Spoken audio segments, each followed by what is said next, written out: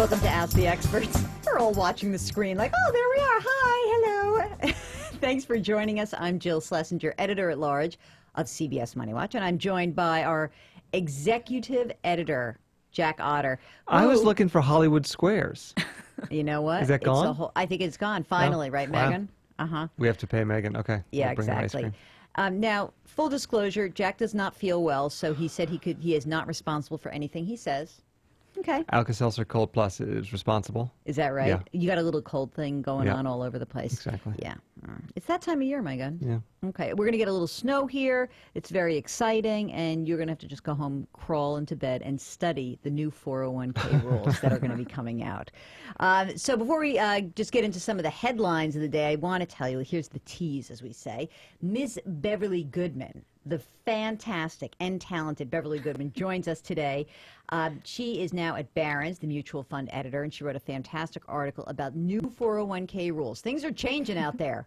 It only took 30 years, Beverly. It's great. It's not bad as far as government goes. That's a good point.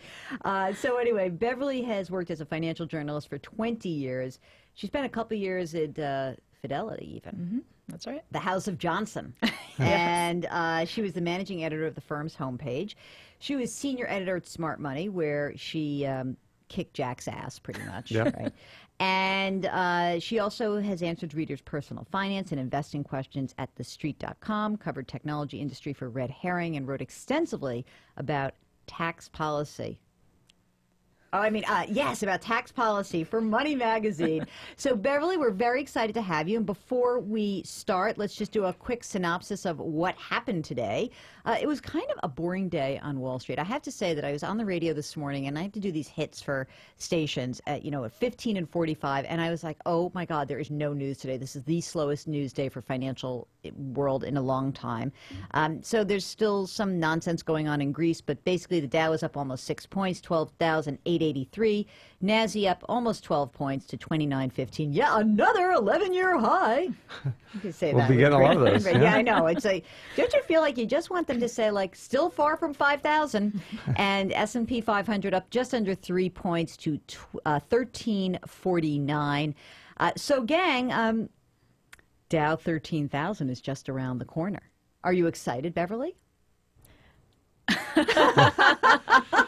Pregnant pause.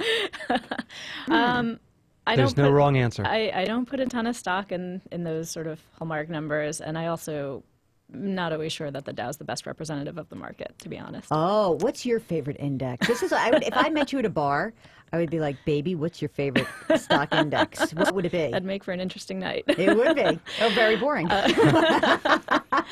I think for most people's purposes, the S&P 500 is a better gauge, but if you really want to know how the market did, it's the nice composite. The nice composite, the New Wow. York. NYSE, yeah. And what about you, Jack? You're a Wilshire 5000 kind of guy, Well, right? at MoneyWatch, we have to be Wilshire 5000. Yeah, it's you give a little blood and you swear an oath to Right, the Wilshire 5000 right. when you start here. Right, I Yeah. did have to give that blood. I remember that. That was good. Now, the reality is these numbers don't mean anything, but they are psychological, and so it does. We talk about it, and then people wake up the next morning after we reach some sort of benchmark number, 12,000, 13,000, and they read it in their local papers, and they start to feel good, right? So doesn't it have some effect, Beverly?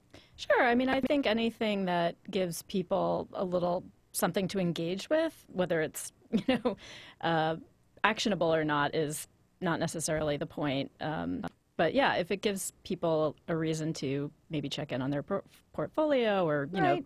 just think about their financial situation a little bit more, that's a good thing. All right. I do remember the first time we crossed 12,000. I think it was Beverly's esteemed colleague, Mike Santoli, who pointed out that it took 38 days to go from 12,000 to 13,000 back in 07. God. And that was a little scary. And, of course, he was right to point that out Yeah. because we would retrace farther than any of us Yeah. could have possibly imagined. I never yeah. wanted to. And the other story of the day, of course, is Greece, which this has like become the most boring, drawn-out Greek drama that anyone could ever imagine. I'm ready for the curtain to go down on Act 3 here, Jack. What's going on Where's there? Odysseus? Yeah, You know? where's that Trojan horse when you need it? What is going on there? Well, I think that what we're looking at is the great muddle through. And the hope is that we can keep on kicking the can down the road until something happens or nothing has happened long enough that we're just okay with the status quo. I mean, specifically, I guess the Greek parliament needs to approve the latest demands of Sarkozy, Merkel, and really private investors who hold these Greek bonds. But if they do approve that deal, then they get, what, 145 billion to tide them over? 170. 170 this time? Yeah. But that doesn't really solve the problem. It No. does It just extend avoids, it out right. farther. We kick the can down the road. And it a means bit. that on March 20th, they can pay off their roll over their debt, not pay it off. Yeah, that would be nice if they could do that, because I think a messy default would be pretty bad for us, right? A messy default could be disastrous globally. Yeah. But, there are a lot of people that argue that Greece needs to default and is already in default. It's just a matter of how we address it. That's very dour, very Barron, very Alan Abelson of you to take that view.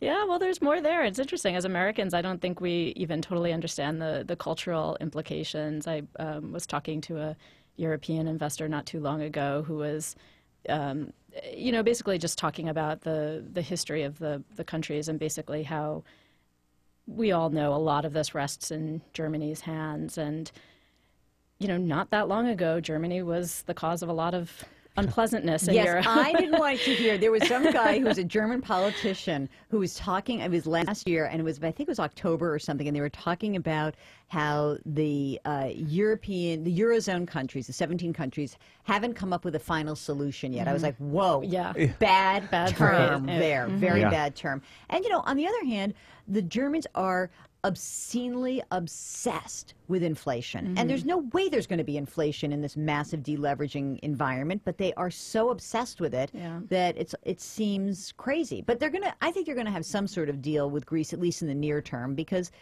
there's too much to lose right now. Exactly. Everybody loses. Right? Yeah. I mean, which doesn't mean that they won't do something stupid, because that always happens also.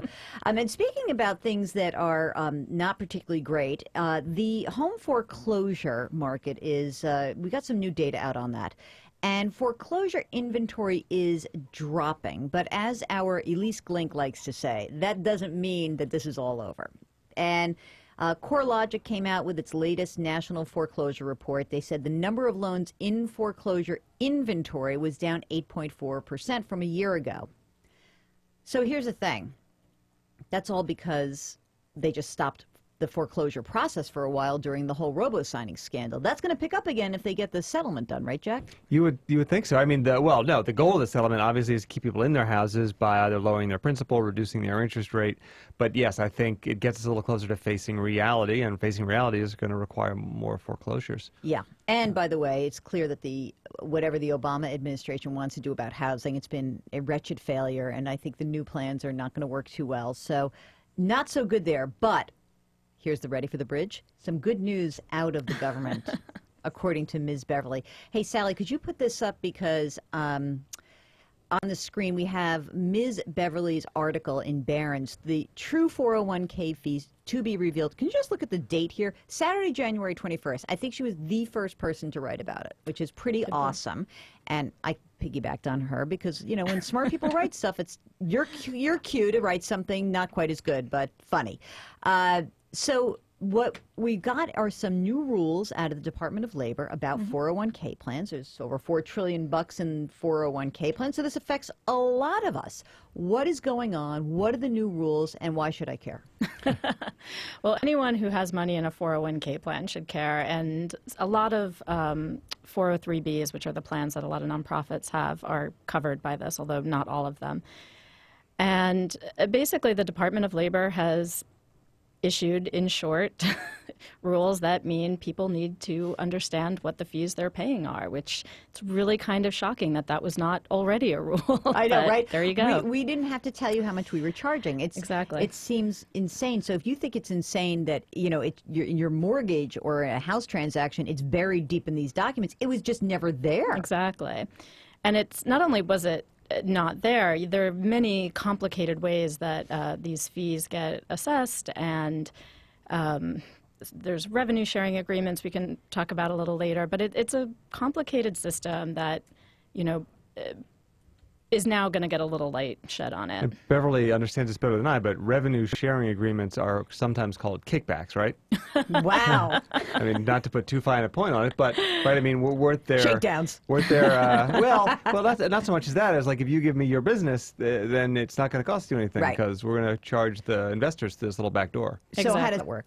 Well, it works in a number of ways. In the 401k world, basically what happens is the employer would get a share of the fees that are assessed by the funds in the plan. So if your mutual fund charges, 1% of assets, the plan provider might agree to give your employer a cut of that in exchange. As Jack said, this is where the kickback part comes in exchange for their business. Uh-huh.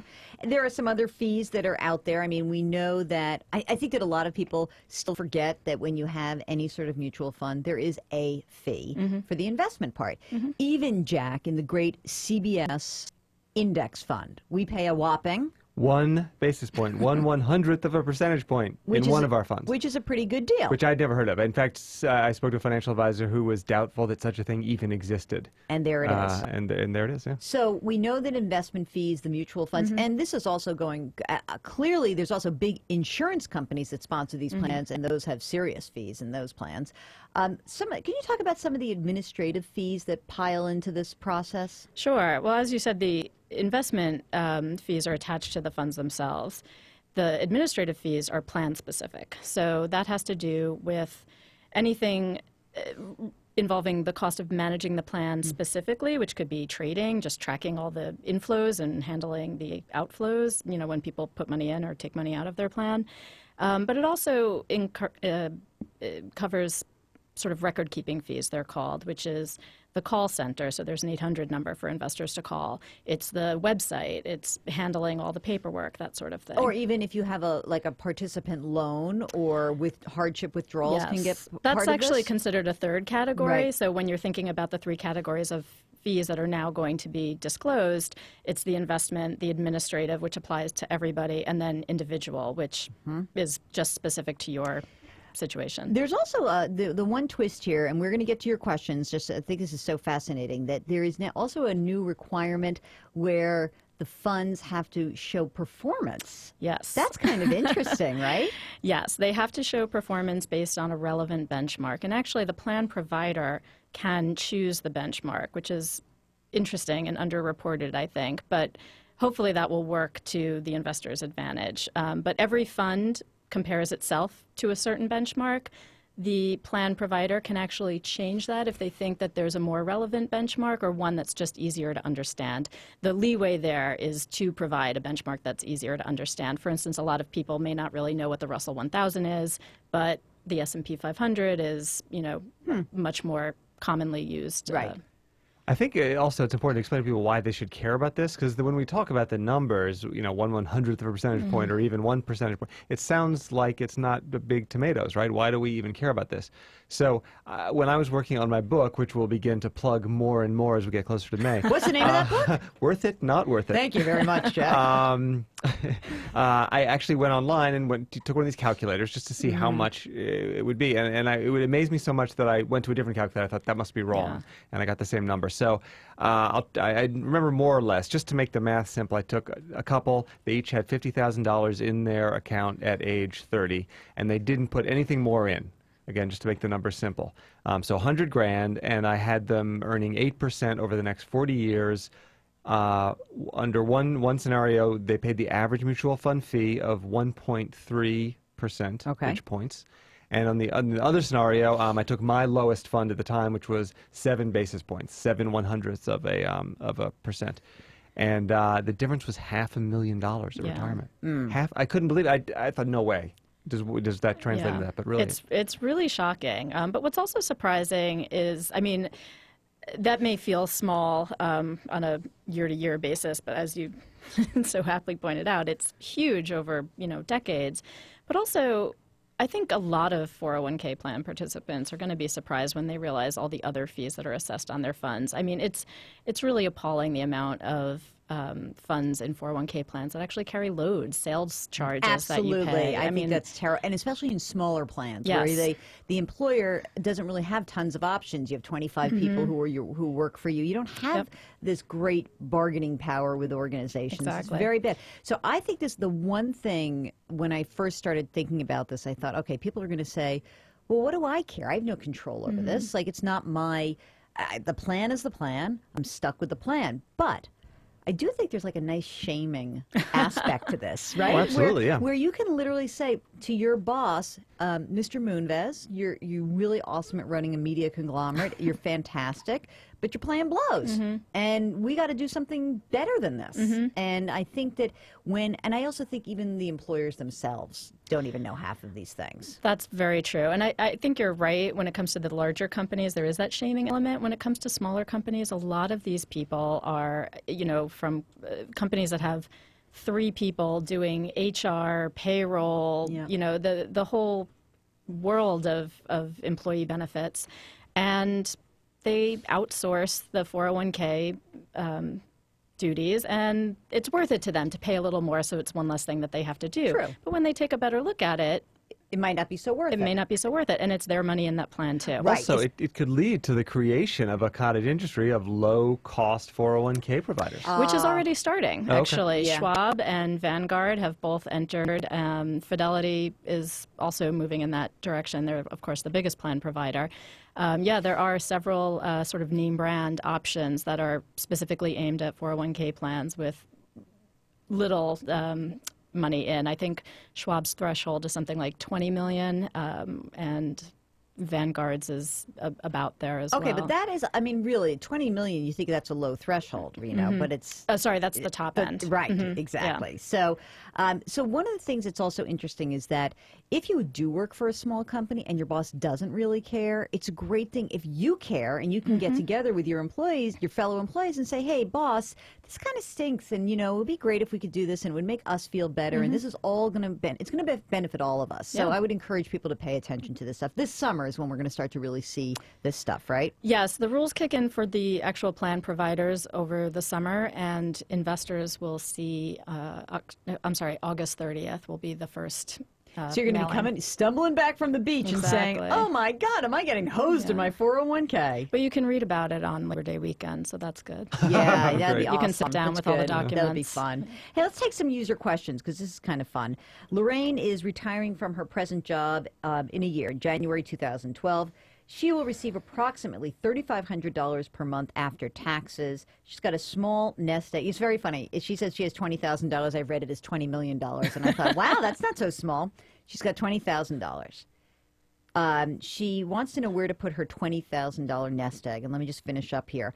I also plan to continue to work full-time for the next 10 years with a salary of approximately $30,000 per year. I'll be debt-free except mortgage and car payments. Is it realistic to think I could retire completely in 10 years with $100,000 nest egg and basically having this, this, I would say, pension kind of or annuity? I don't know what she has. She says... Where's the $3,500? I don't know. I'm assuming let's call it a pension. Okay. Because we'll make it up. What do you think? Can she have $3,500 a month? Let's see. Where does she live? Does she say? Doesn't say. I mean, not in this city. Wow, not in New York. How about Florida? We could do it to Florida. We could definitely move to Florida on $3,500 a month. Yeah. It's interesting. She says that she's going to save a bunch of money in this 10 years, but let's say she does end up with $100,000. How much does she get out of that a year, Jack? $4,000. Yeah. Yeah. That's the thing that At sinks. most. Yeah. So let's say you get $4,000 a year. You basically get to pay for your insurance, your supplemental Medicare insurance. Okay, so that's what. So can you live on 35? Let's say it's four. I'm hoping you have a COLA. I'm hoping you're going to get Social Security. I don't know if you do, but if you can make the numbers work, yes, you can do that. I've seen. I mean, you do see people who retire on fixed incomes and do okay. It has geographic, certain And biases. also emotional. I mean, how much money do you need in the bank to feel safe? More than what I have is Yes, usually the number. Someone used to say to me, how do you know what your number is? And I used to say, well, it's generally 2 times whatever you have right now, just generally speaking. Debbie is going to take an early option pension starting at 52 from a previous employer. Can I roll the money over to my 401k plan in my existing job? Now I think she's saying she has a lump sum cash payout from her pension. Yeah, that's largely up to the plan provider.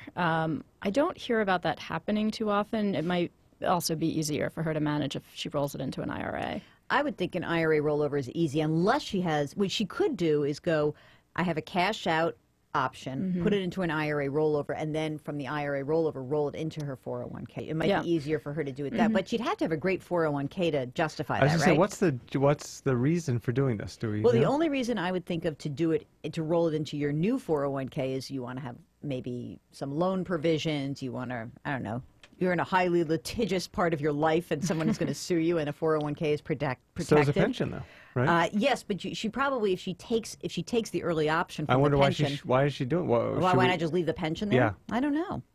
Maybe you also have the choice. I mean, if you leave it there, then you just have to hope that the company doesn't start True. changing the pension plan, I guess. Yeah.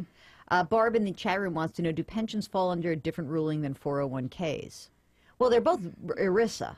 They fall under ERISA guidelines, but there are different rules, right? Absolutely, yeah. And I can't detail the fee disclosure rules for pensions. It's largely irrelevant because the whole idea of a pension is you know the dollar figure that you're getting. It's not dependent on and it's these net other of all things. those fees anyway. Exactly. So. Exactly. And they tend to be very low fee for that very reason, because Right. since they're promising a certain amount, everybody has that incentive to keep the cost down. Diana is a retirement savings newbie. Oh. Isn't that great? How or where do I start? How low of an amount can I save each month?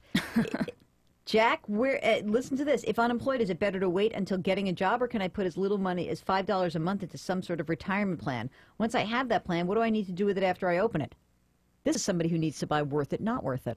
So, wow, look at that. Diana, you keep your eyes on the bookshelves, my friend. How do you start?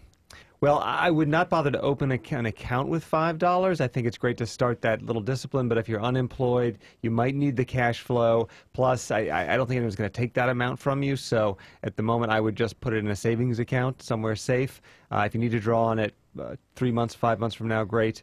If not, that's a good way to start your nest egg. At some point, you're going to want to go to the aforementioned companies, the Fidelities, the Schwabs, the Vanguards. Even though Beverly worked there, I still think Fidelities is the best website. But Vanguard and Schwab are good companies also. And you'll probably want to open my guess is a Roth IRA. I don't know her age, but the younger she is, the more I like the Roth. Guessing she's not going to be above the threshold, which is now 110,000 for an individual. To open a Roth. So the great thing about a Roth is you put the money in after taxes, but you don't pay any taxes when you retire. That money, all the growth is tax-free, and I think it's a nice way to kind of essentially put more in now and get out more later.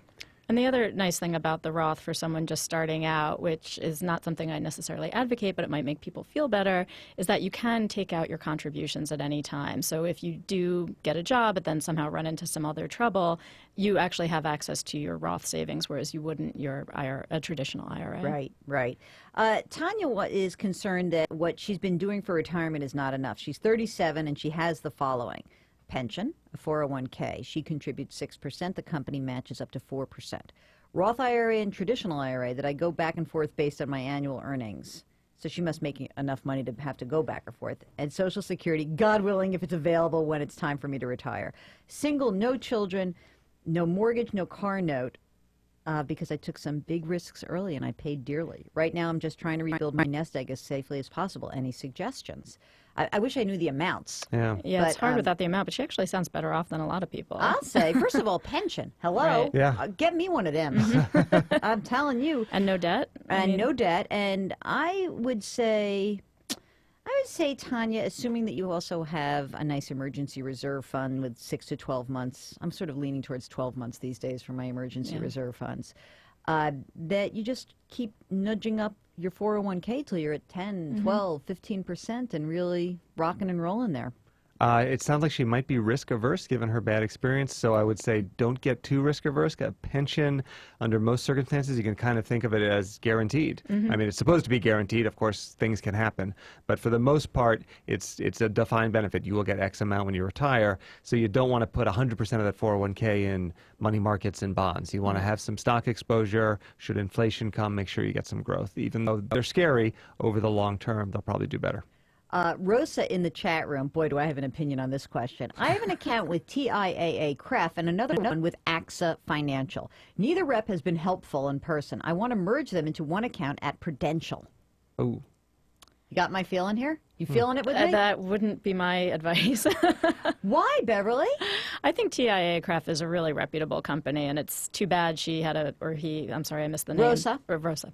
It's too bad Rosa had a bad experience, but I would look around for other help at that company before moving money out. Rosa says, Prudential rep, it's a woman and has been very helpful. I'm so happy she's helpful, and I know that that's important, but I've got to tell you, TIAA CREF is a fine organization, and the cost of investing inside of the TIAA CREF environment is so much cheaper. So here's what you do, Rosa. You go to NAPFA, NAPFA.org, and you hire yourself a fee-only woman advisor who you pay a few shekels to, and you get some advice on your TIAA. Because but otherwise, it's very important to understand, because at Prudential she will pay more and she won't see it leaving her account, but it'll be more expensive in the long run than paying right out of pocket for this financial advisor. I've just lost Prudential as a potential sponsor of this show. I just realized it's very bad. Okay, let's move on. MoneyWatch user has retirement money in a 401k and a 403b from a former employer. I have not been gainfully employed for the past 2 years. Is it time to roll these retirement funds into an IRA and use the services of a wealth management firm? Or would it be just as smart to leave my money in the 401, 403b for the time being and be more active in directing the funds there? Currently 100% in stocks. And they have been left to the convulsions of the market. Jack Otter, please comment. Wow. Well, first of all, no, you don't want to be. Although I saw today a quote from the chief executive officer of BlackRock, Larry Fink, saying you should be 100% in stocks. He's an idiot.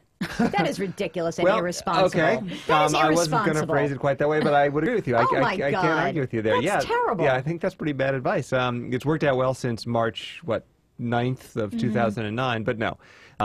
We generally say a 60-40 split, 60 stocks, 40 bonds is a good place to start. People are going to go 70-30, they're going to go 50-50, depending on their needs and their stomach for risk. But I think you kind of have to have a good reason to deviate from 60-40.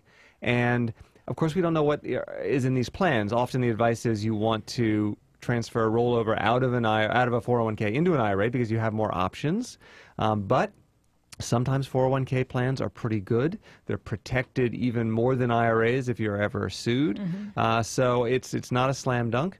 Once again, I might have to go with Jill and say, look for that financial planner, a fee-only person who doesn't have a financial reason to say, oh, bring the money to my firm, but who can look at the various options you've got and tell you the cheapest way to go. Now, I will say that a wealth management firm is not a bad idea depending on how much money you have and what the other issues are in your life. I think that becomes a critical issue because, my brethren in my former profession are awesome. And Jack and I know lots of people who are advisors who are great people and they manage money for a living. And maybe if you had $1 million sitting there and you've got some kids that you're dealing with and you have estate issues, maybe actually paying somebody an asset under management fee might make sense for you. So it depends on the reputation. Are you a total do-it-yourselfer, Beverly? Tell the truth.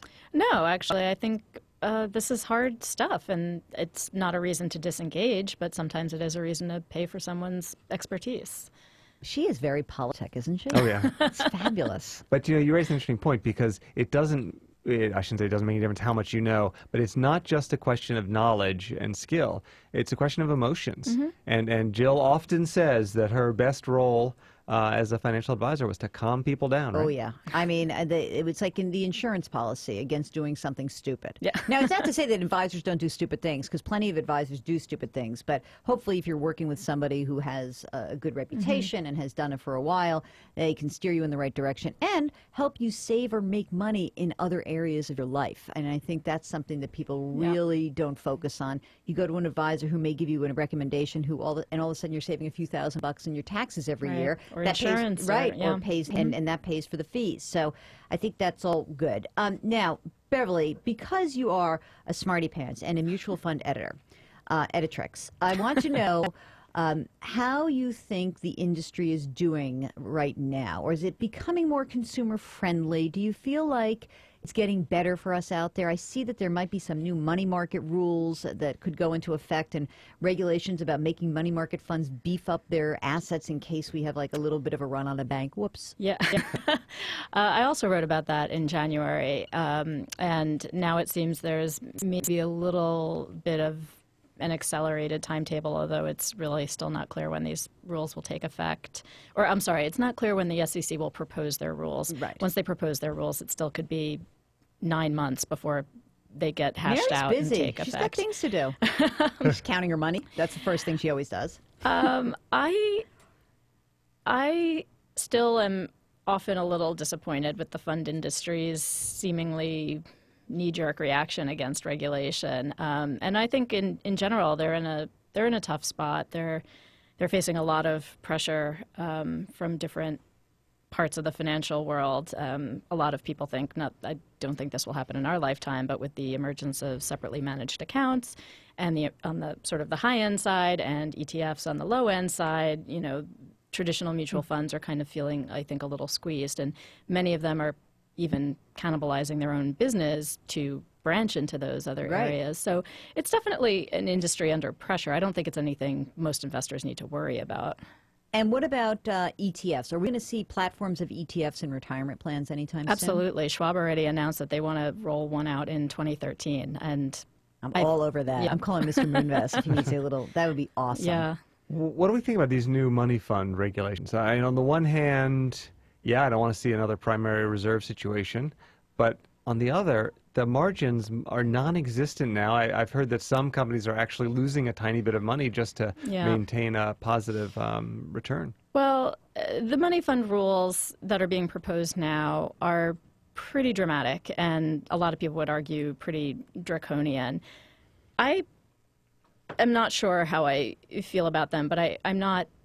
It's hard to disagree. The rules that they want to implement, especially in terms of them having a capital buffer, that sounds good in theory, but where is that money going to come from? Right. Typically, it would be sort of a combination of what the investors put in.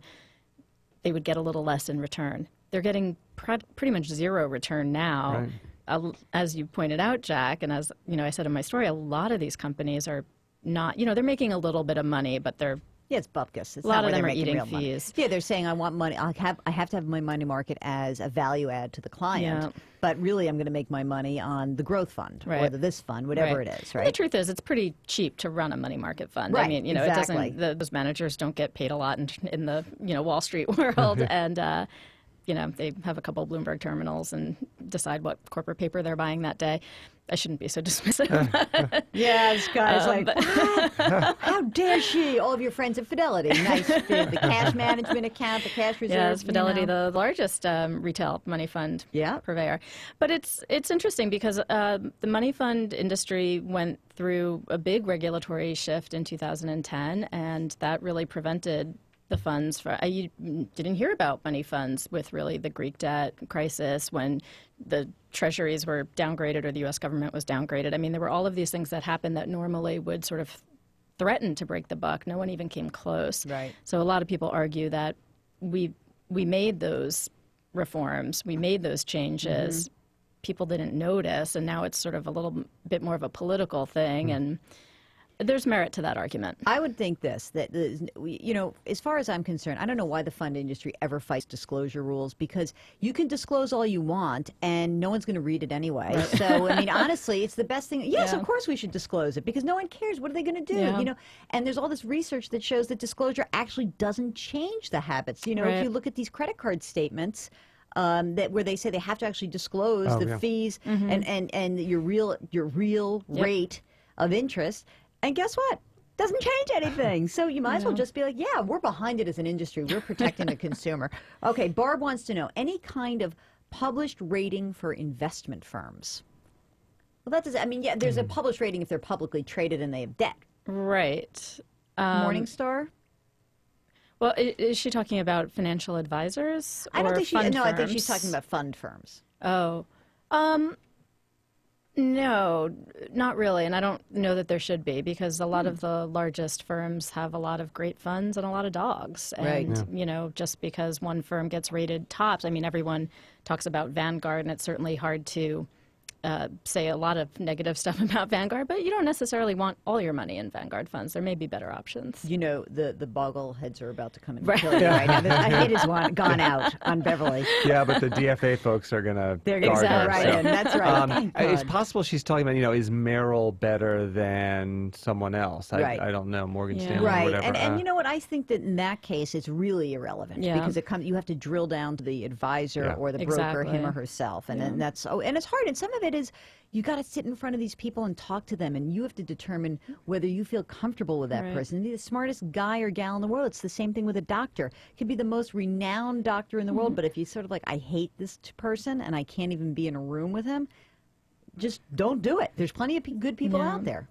One thing to point out, though, if this is, you know, the angle that she's looking at, is that an advisor from Merrill or TIAA-CREF, for that matter, frankly, it doesn't have the same level of fiduciary duty in terms of the products that they advise clients go into, and they don't necessarily need to have quite the same level. So in that case, some firms are sort of better than others because they have sort of a cultural tendency. Yes, absolutely. I'm just laughing because yesterday I met with a young man who works at an insurance company, and he wanted career advice, and we were talking, and he said, you know, I'm working at this insurance company, and he says, you know, I said, you're sort of kind of feeling like, how could insurance be the answer to every financial question? Isn't that what you're wondering? Yeah. And he said, yeah, I am. And he, listen to this, he works for a big company that you would have heard of.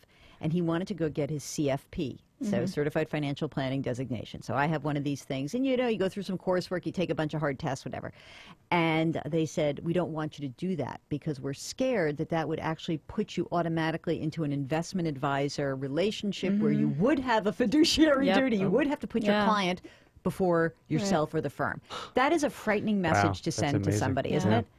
Which is why, I mean, you mentioned NAPFA before, but a fee-only independent planner really does have, or should have, your best interest as their bread and butter. But again, as you said, like, you need to talk to these people. It's like finding a good therapist.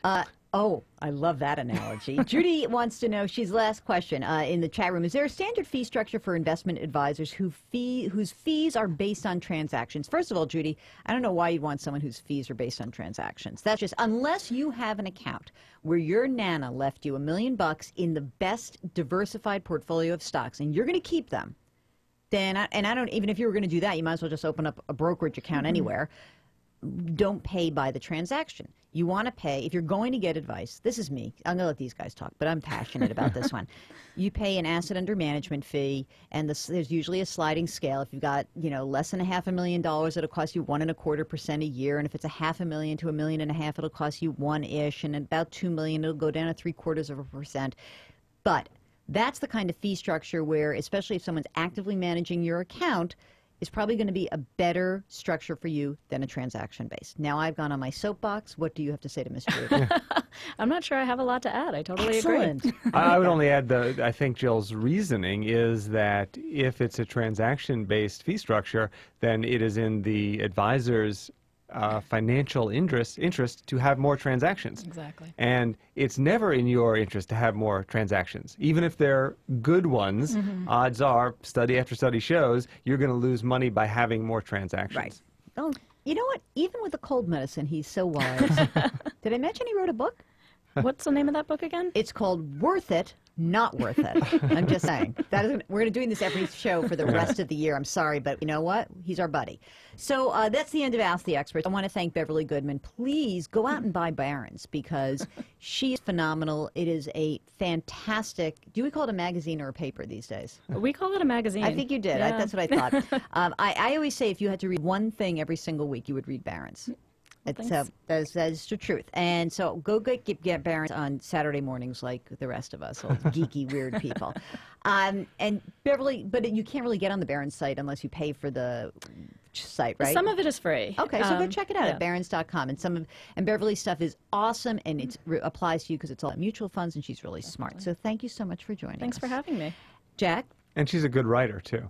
Oh, yeah, that. Yeah. Duh. She had a great lead the other day that I would quote, but I'm going to blame this on the cold medicine. I don't remember it, and she's too modest Yeah. to quote it. But there was something about piggy banks, and it was very funny, yeah. That was my money market fund Yeah, story, yeah. I think. Yeah. Well, I just, she's brilliant. But she'll be back. Don't worry, she will be back. Jack Otter, thank you, and thank you, Alka-Seltzer Cold and Sinus. Cold and flu. Do not Let's come hope we into don't need it again. We're in a very small room. Yeah. Megan is wearing a mask right now. We'll get out She here looks soon. like she's on a Japanese subway.